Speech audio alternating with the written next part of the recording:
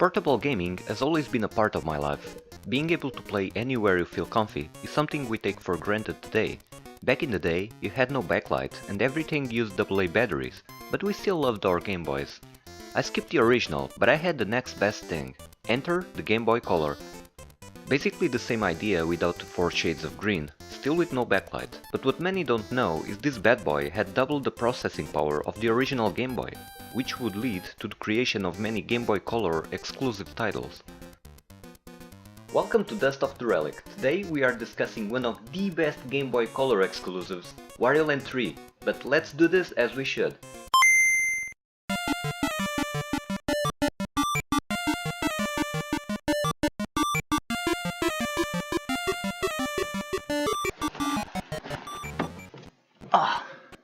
Much better. You know, the Super Mario Land series is a perfect example of what game developers had to learn towards optimizing portable gaming.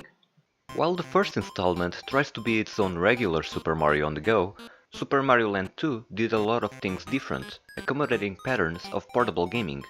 The game has a hub world so you can play in short bursts, and you won't lose your progress because of the battery-powered save slots. It also gave us Wario, a villain whose motivation we can all relate: money, gold and riches. So Nintendo developed the sequel, Wario Land, Super Mario Land 3, changing the spotlight to our glorious villain.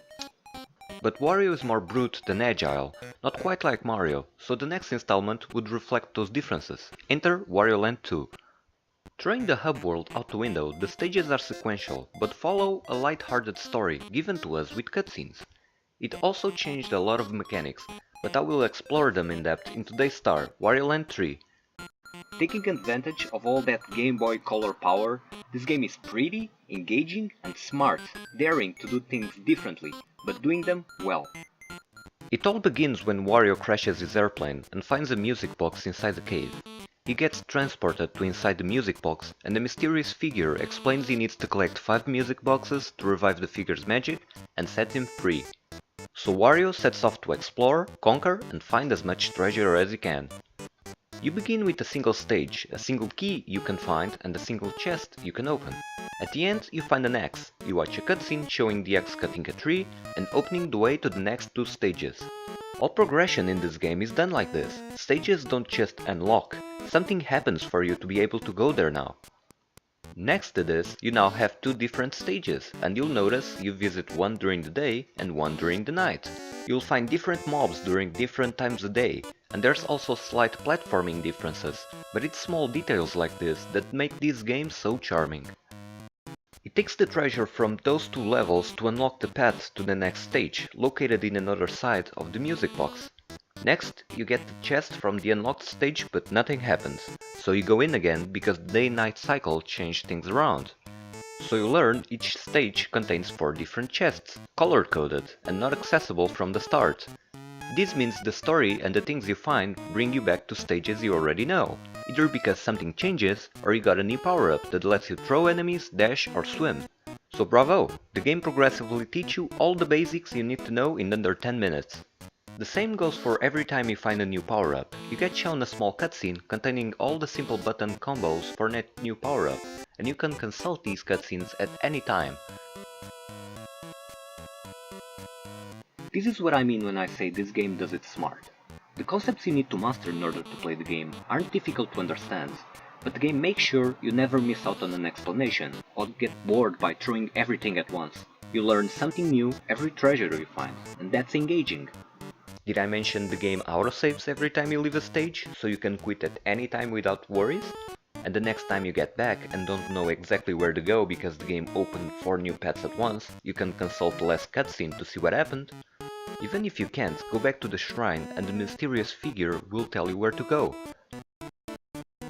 Wario Land 3 is filled with smart ideas, but let's talk about the most important of them all. Like in the previous installment, you already noticed there is no life bar, because there are no lives. You don't die, you don't game over, ever. Now one would assume this would take out all the challenge, but instead it streamlines the game. Instead of watching a death animation, re-enter the stage and get sent back to your previous checkpoint, the stages are designed to accomplish the same goal and punishment.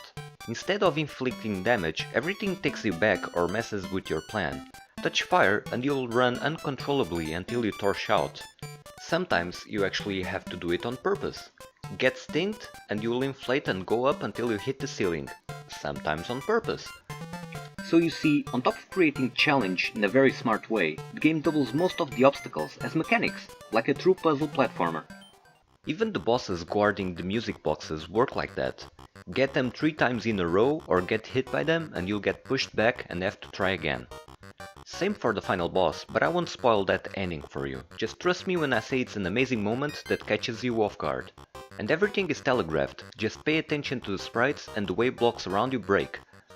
The final thing there is to talk about is this block. Sometimes it will block your path inside a stage and the only way to unlock it is to play golf minigame, using the coins you collect between stages. It's easy to play and fun, but it comes out of nowhere inside the stage and sometimes I forget what I was going for in the first place. But hey, if you enjoyed the golf minigame, there are treasures that unlock the minigame itself, and hidden in every and single stage you got 8 big coins. Collect them all to unlock the special golf stage and 100% game. Mechanics aside, this is a game that looks and sounds amazing. Large detailed sprites, everything is animated, there are tons of themes and sound effects. It's just a game that feels very alive. The Wario Land series would carry on with the 4th installment on the Game Boy Advance, dropping pretty much everything Wario Land 2 and 3 had established, choosing instead to be a more traditional but forgettable platformer.